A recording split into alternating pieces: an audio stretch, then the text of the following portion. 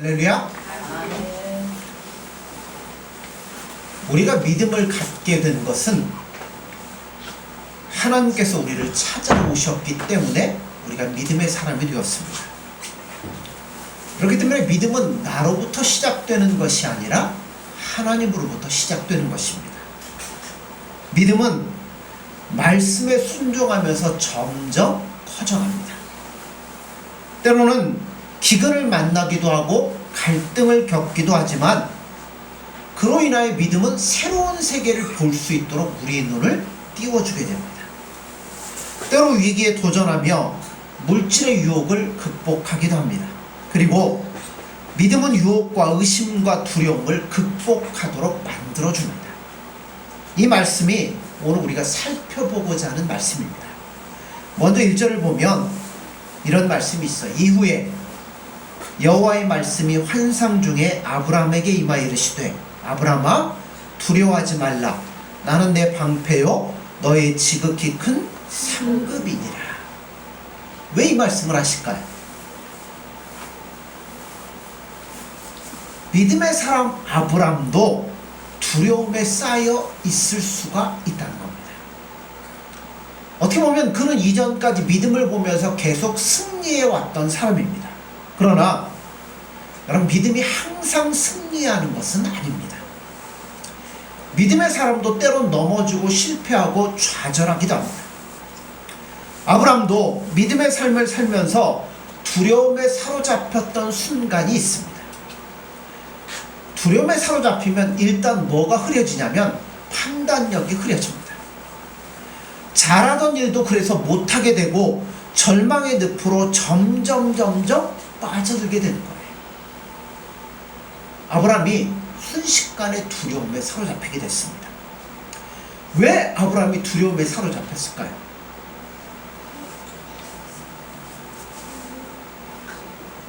하나님의 약속의 말씀을 의심하는 순간 두려움이 생기기 시작했습니다. 하나님은 아브라함에게 이런 말씀을 하셨어요. 내가 너에게 큰 민족을 이루게 하고 너로 큰 족속을 만들어서 하늘의 별처럼 바다의 모래알처럼 창대케 해주겠다. 그 말씀 붙잡고 몇 년 기다렸어요? 지금 10년을 기다렸어요.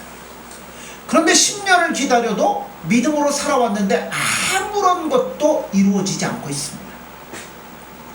창세기 16장 16절을 보면 하갈이 아브라함에게 이스마엘을 낳은 때 이 아브라함이 86세이었더라.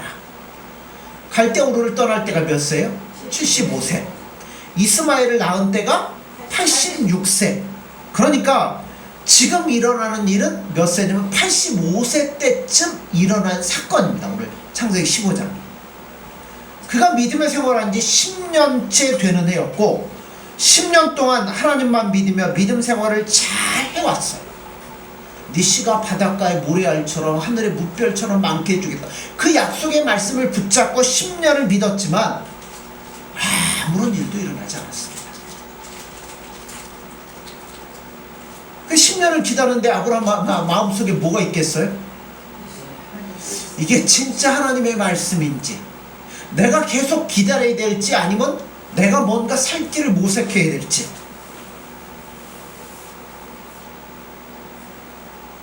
불신앙이 생기기 시작했습니다.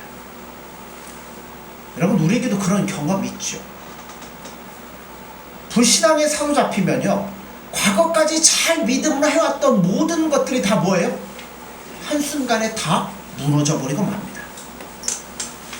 하나님께서는 창세기 12장 2절에서 아브라함에게 큰 민족을 이루어 주겠다는 약속을 하셔요. 내가 너로 큰 민족을 이루고 내게 복을 주어 내 이름을 창대케 하리니 너는 복의 근원이 될지라 라고 말씀했어요. 그리고 13장 15절 16절에 보면 다시 한번 똑같은 약속을 하셔요. 보이는 땅을 내가 너와 내 자손에게 주리니 영원히 이르리라. 내가 내 자손으로 땅에 티끌 같게 하리니 사람이 땅에 티끌을 등에 셀 수 있을진데 내 자손도 세리라. 여러분, 큰 민족을 이루려면 일단 뭐가 있어야 돼요? 아기가 있어야죠.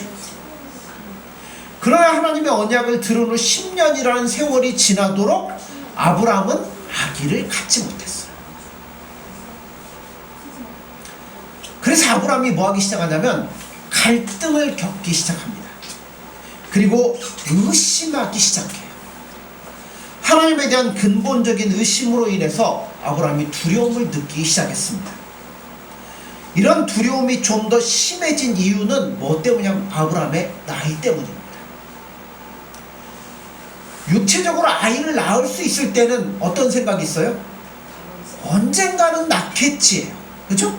아직 내가 젊고 내가 나이가 있으니까 언젠가는 낳겠지라는 기대가 있지만, 이제 나이가 들어 경수가 끊어지고 더 이상 자식을 낳을 수 없는 상태가 되자 아브라함의 불안감이 점점 커지기 시작했습니다. 여러분, 하나님의 말씀을 의심하게 되면 뭐가 찾아오냐면 불안이 찾아옵니다. 불안이 찾아오면 그 다음에 두려움에 사로잡히게 되고, 두려움에 사로잡히기 시작하면 그때부터 누가 생각이 안 나요? 하나님의 생각이 안 나니까 어떤 게 나오냐면 인간적인 생각이 나오기 시작하는 겁니다. 그래서 합리적이고 상식적인 생각으로 돌아가는 거예요. 그러니까 믿음의 사람이 두려움에 빠지면 믿음에서 뭘로 나와버리냐면 현실로 나와버리는 거예요. 그러니까 아브라함이 생각을 하는 거예요.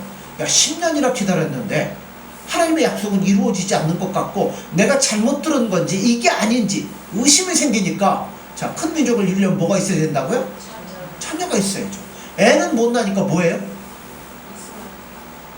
이스마엘은 난 거고요. 못 나니까 그 전에 뭐래요?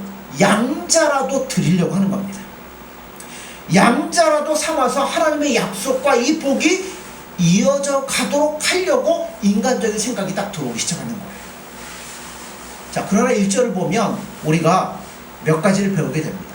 두 가지. 첫째는 하나님은 필요한 때 꼭 오신다는 겁니다. 그 두 번째는 오셔서 뭐 하셔요? 말씀하신다는 겁니다. 하나님은 돌과 같은 물체가 아니라 말씀하시는 인격체예요. 야고보서 6장 8절, 1장 6절에서 8절이 이렇게 말씀해요.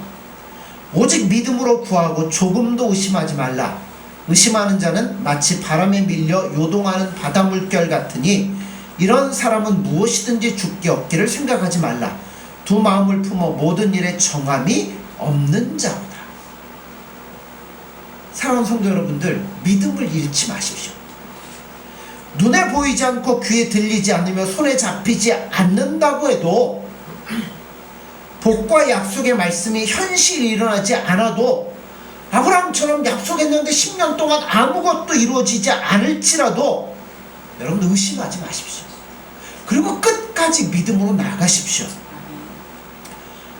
그렇게 두려움에 떨고 있는, 의심하고 있는 아브라함에 나타나셔서 하나님 뭐라고 말씀해요? 그렇죠. 아브라함아, 두려워 말라. 바로 이 말씀이 오늘 저와 여러분들에게 주시는 하나님의 음성입니다. 여러분은 기도하는 사람이며 믿음의 사람이며 하나님과 예수님을 사랑하는 사람들입니다. 그런데 현실 속에서 우리는 어때요? 외롭고 힘들고 사막과 같은 길을 걸을 때가 참 많이 있습니다. 그러다 보니까 때로는 어떤 때는 뭐 또해요? 하나님의 약속과 말씀에 대해서 의심하고 포기하고 싶은 때도 종종 있을 수 있습니다. 그런 사람들에게 하나님 뭐라고 하시는 거예요? 얘야, 두려워하지 말라. 하나님의 약속과 말씀이 오늘 현실에서 이루어지지 않았다고 하더라도 두려워하지 말고 여러분 포기하지 마십시오. 10년을 기다린 아브라함에게 하나님 뭐라고 말씀해요? 다 됐다. 그러면 얼마나 좋겠어요. 근데 뭐라 그래요? 약속의 말씀을 다시 한번 주고 뭐예요? 기다리라는 겁니다. 이번엔 몇 년 기다려야 돼요? 자그마치 15년을 더 기다립니다. 그는 결국 하나님으로부터 약속을 받은 지 25년이 지나서야 응답을 받게 됩니다. 근데요, 여러분, 이게 바로 믿음이에요. 우리가 믿음을 갖지 못하는 이유가 뭐냐면 조급한 마음 때문에 그렇습니다. 농부가 봄에 논에 나가서 씨앗을 뿌리면 마음을 어떻게 먹어야 돼요? 느긋하게 먹어야죠. 잡초도 뽑고 비료도 주고 물도 대고 언제까지 기다려야 돼요? 네, 이게 다 익어갖고 올라와가지고 열매를 맺을 때까지 기다려야 돼요. 그거 못 기다리고 그 다음날 가서 조금씩 빼면 어떻게 돼요? 자라라고 죽는 거죠. 믿음도 마찬가지. 믿음도 기다리지 못하고, 그러니까 조급한 마음 때문에 믿음이 성숙하지는 못하는 거예요. 기다리지 못하고 당장 예수님 달라고 조르기 시작합니다. 그래서 믿음이 익을 시간이 없어요. 설익었어요. 성숙하지 못하고 항상 설익은 상태에 있으니까 거기에 어떤 열매가 있고 어떤 기적이 있고 어떤 능력이 있겠어요? 아무것도 없는 거죠. 그러면서 아무것도 안 일어나니까 믿음은 그냥 이런 거야. 그러면서 그냥 포기하고 사는 거예요. 아니라는 거예요. 하나님이 아브라함에게 확실하게 말씀합니다. 두려워 말라. 나는 너의 방패요 너의 지극히 큰 상급이니라. 원수가 너를 공격해 올 때 나는 너의 방패가 될 것이다. 내가 눈물 흘리며 씨를 뿌릴 때 내가 너의 상급이 될 것이다 라고 하나님이 아브라함에게 오늘 저와 여러분들에게 말씀하는 거예요. 이런 하나님의 메시지를 아브라함만 받은 게 아니라 이사야도 받았습니다. 이스라엘 백성들이 우상을 섬기고 하나님을 떠나서 어떻게 돼요? 하나님의 진노로 외국에 포로로 끌려가서 70년 동안 고생을 당합니다. 심판과 징계가 있어요. 그러나 심판과 징계로 끝납니까? 그 뒤에 뭐가 있어요? 회복이 따라오는 거예요. 죄가 있은다면 뭐가 있어요? 용서가 있는 거예요. 그래서 심판의 때가 끝날 때 하나님이 이사야에게 말씀해 주시는 겁니다. 이사야 41장 10절이에요. 두려워 말라. 내가 너와 함께 함이니라. 놀라지 말라. 나는 내 하나님이 됨이니라. 내가 너를 굳세게 하리라. 참으로 너를 도와주리라.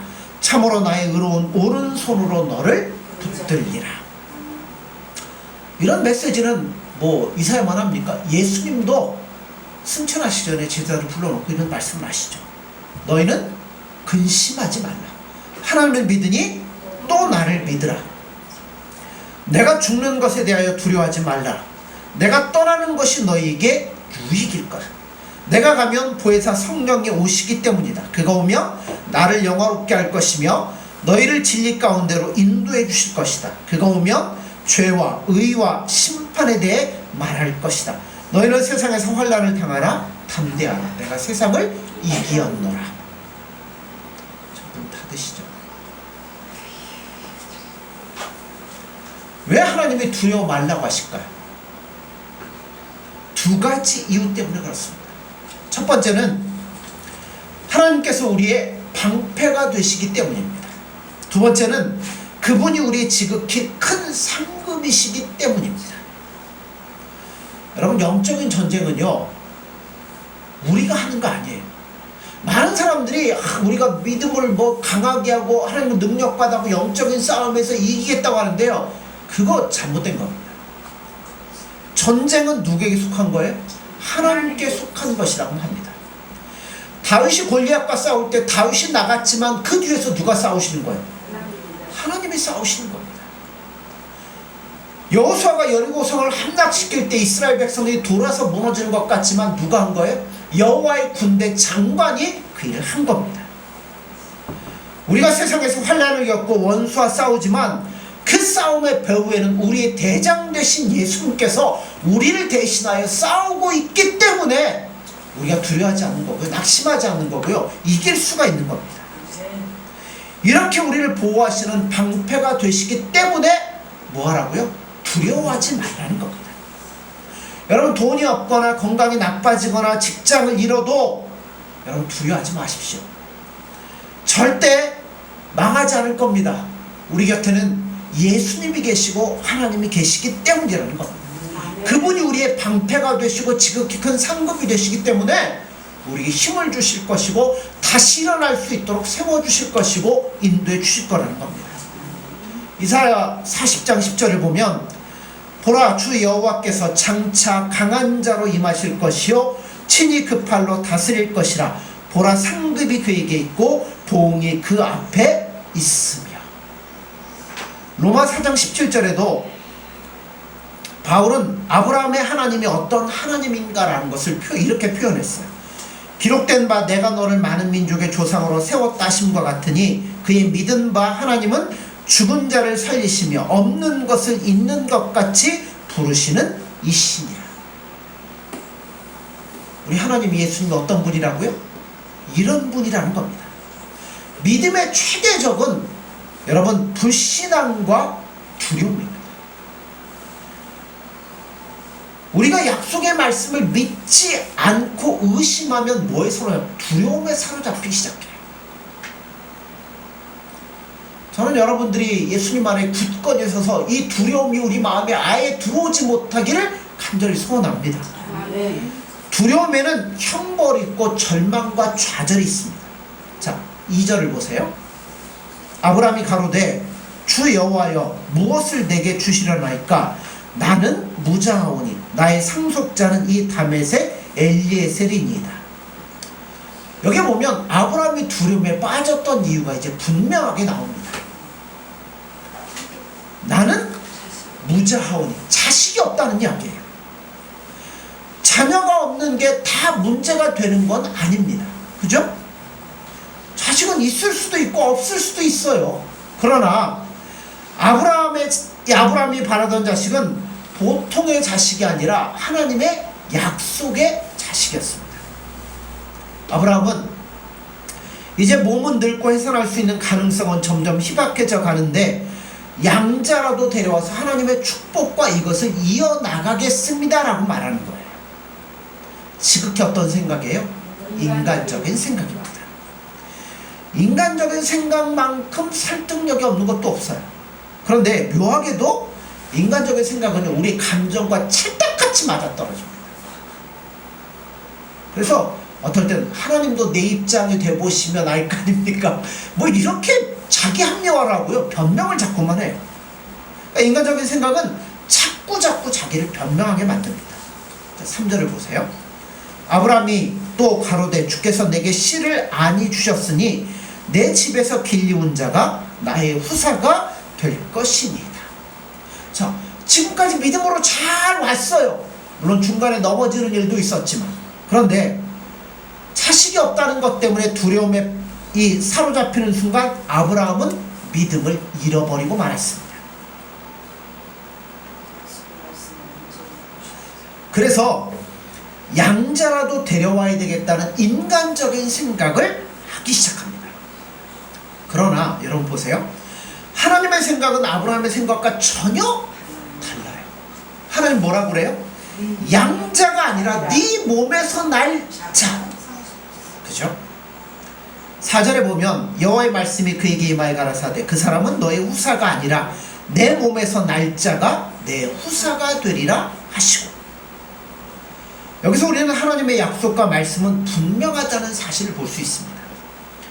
하나님의 의도는 희미하지가 않아요. 뭐 양자는 양자인, 아들은 아들인데 그게 아니에요. 네 몸에서 날 자, 바로 그 애, 이렇게 분명하게 말씀하시는 거예요. 4절에서 깊이 봐야 될 생각은 사실은 이겁니다. 인간의 생각과 하나님의 생각은 다르다는 겁니다. 사람들은 자기의 생각이 곧 하나님의 생각이 되기를 바라요. 어떨 때 이게 제일 간절해요? 기도할 때. 우리가 드리는 기도의 잘못은 하나님의 생각을 받아들이지 않고 뭐예요? 어떻게 하려든지 땡깡을 쓰든지 매달려가지고 내 생각이 하나님의 생각이 되기를 원하는 마음들이 있다는 거예요. 금식을 하고 막 철회를 하고 몸부림을 치며 해서 뭐 하려고요? 내가 원하는 걸 이루려고 할 때가 많다는 거예요. 근데 죄송하지만요, 하나님을 설득하려고 자꾸 하는데요, 아니에요. 하나님을 뜻을 바꿔서라도 내 뜻을 이루게 해달라고 매달리는데, 여러분 이거는 뭐예요? 불신앙인 겁니다. 놀라운 죄인 거예요. 이사야 55장 8절 이럽니다.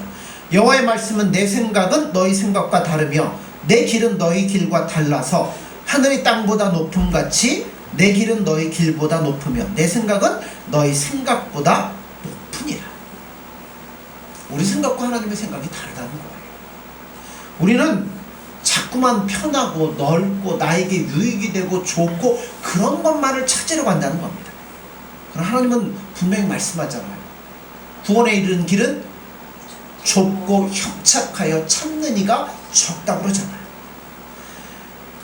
넓은 길에는 멸망이 있지만 여러분 좁은 길에는 영생이 있을 것이라고 분명히 말씀합니다. 그러므로 하나님은 가능한가 불가능한 이런 거에는 관심이 없습니다. 애를 낳을 수 있는 나이냐 못 낳느냐 그거는 별로 관심이 없어요. 왜요? 하나님은 불가능한 것들을 가능하실 수 있으니까 하나님은 낳느냐 뭐냐 거기엔 초점이 없어요. 그럼 뭐에 초점을 맞추실까요? 하나님의 약속에 있습니다. 네가 이걸 진심으로 믿느냐 그거를 보시는 거예요. 약속하셨다면 불가능한 일도 뭐예요? 반드시 이루어지는 겁니다.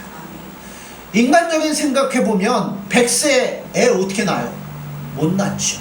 그런데 왜 하나님께서 그 나이까지 약속을 이루지 않고 25년씩이나 끌고 오셨을까요? 예, 맞습니다. 두 가지 이유가 있어요. 첫째는 아브라함을 믿음의 조상으로 만들려니 얼마나 하나님이 훈련을 시켜야 되겠어요. 절대 흔들리지 않는 믿음의 조상이 왔다 갔다 하면 그 밑에 사람 뭐 하겠어요? 아니죠. 흔들리지 않는 분명한 믿음을 주기 위해서 아들을 낳을 수 있는 상황에서 아기를 낳는 것은 믿음하고는 관계없어요. 그냥 낳으면 돼요. 그죠? 누구든지 할 수 있는 자연스러운 일입니다. 그래서 하나님은 불가능해 보이는 상황까지 끌고 오셔서 아브라함이 하나님을 믿는지 시험을 해보시는 겁니다. 저는 여러분들에게 한 가지 묻고 싶은 게 있습니다. 저에게도 묻고 싶어요. 여러분의 삶에서 과연 믿음으로 행한 일이 무엇이며 과연 몇 번이나 믿음으로 행하셨습니까? 혹시 다 한다고 했는데 이성과 상식으로 한 거 아닙니까? 여러분 믿음으로 행하지 않으면요 기적도 없는 거예요. 상식으로 하면요 그냥 상식으로 된 거예요. 거기는 기적과 이적이 있을 수가 없어요. 하나님은 아브라함을 불가능한 상황까지 이끄셔서 그를 믿음의 사람으로 만들어 가시는 겁니다. 두 번째 이유는 이런 이유도 있어요. 먼 훗날 온 인류를 구원할 메시아가 오실 것인데, 자 내일 성탄절이죠. 메시아는 누구의 몸에서? 동정녀 마리아의 몸에서 어떻게 해요? 성령으로 잉태하여서 이 땅에 탄생될 것이기 때문에 불가능한 이야기죠. 근데 가능하잖아요. 임신이 불가능한 사라도 임신할 수 있다는 것을 보여주시는 의미가 여기에는 담겨져 있습니다.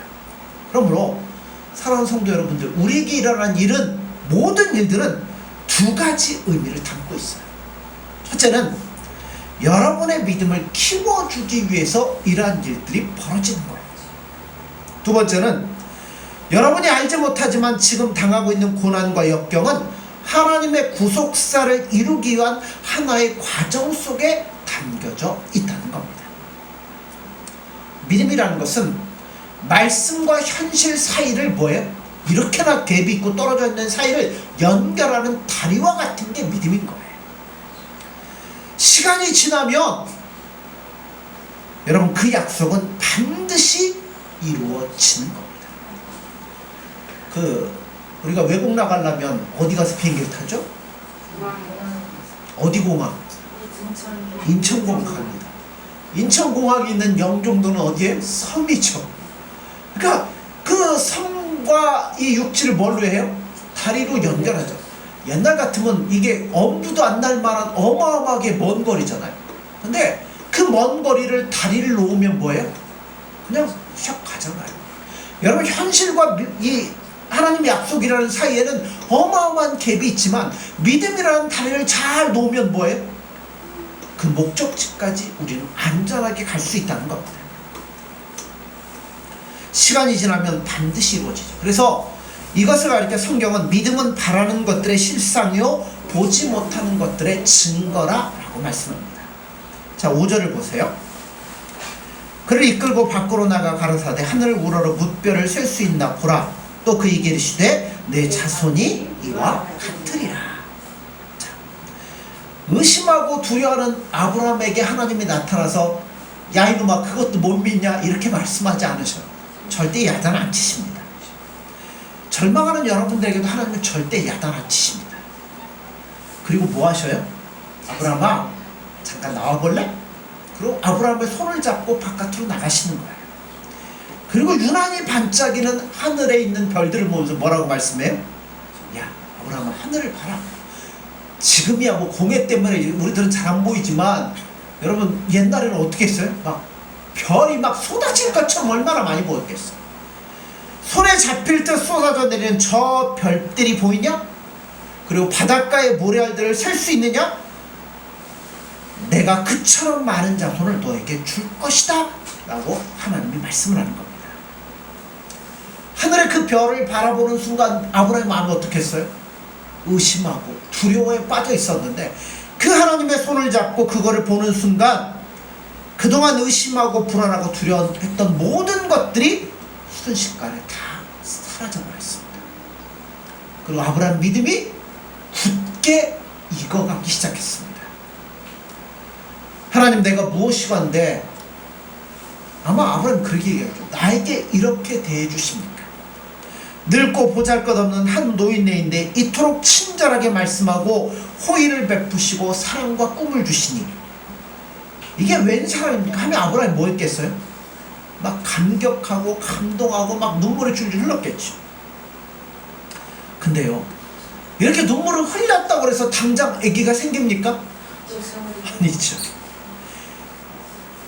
내일 당장 아이가 생기는 거 아니에요. 그럼에도 이렇게 감동하는 게 믿음인 거죠. 아브라함은 자신의 나이와 처지를 다 잊어버렸습니다. 근데 100살이든 뭐 이게 상관이 없는 거예요. 믿음을 가지면 자기의 처지를 다 잃어버립니다. 비참한 생각, 열등감, 뭐 좌절감, 믿음 생기면 뭐예요? 다 사라지는 거예요. 오직 누구밖에 없어요? 예수님밖에 없고 예수님 안에 있으니 뭐예요? 기쁘고 즐겁고 행복한 겁니다. 아브라함의 얼굴에는 찬란한 하늘의 별처럼 그 비전과 환상이 가득하게 생깁니다. 자 6절을 보세요. 아브라함이 여호와를 믿으니 여호와께서 이를 그의 의로 여기시고. 자, 두려움에 떨던 아브라함아 두려워하지 말라 하면서 하나님이 다 가르쳐주고 나니까 아브라함이 뭐기 시작해? 하나님을 굳게 신뢰하기 시작합니다. 순식간에 의심과 두려움이 사라져버렸습니다. 믿음은요 두려움을 사라지도록 만드는 겁니다.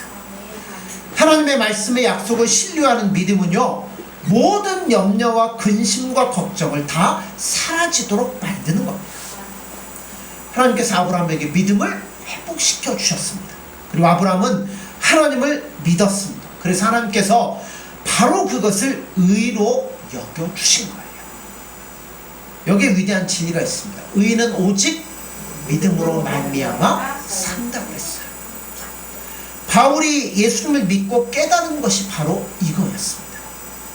이 말씀이 어거스틴의 마음속에 들어갔을 때 히브리즘과 헬레니즘이 통합이 되었어요. 이 말씀이 마틴 루터에게 들어갔을 때 중세 어두웠던 종교가 개혁하고 깨어 일어나는 계기가 되었다는 겁니다. 이 모든 것이 의인은 믿음으로 말미암아 산다는 겁니다. 여러분 우리가 살 수 있는 길은 오직 믿음밖에 없습니다. 살다 보면 정우가 얌전히 앉아있어.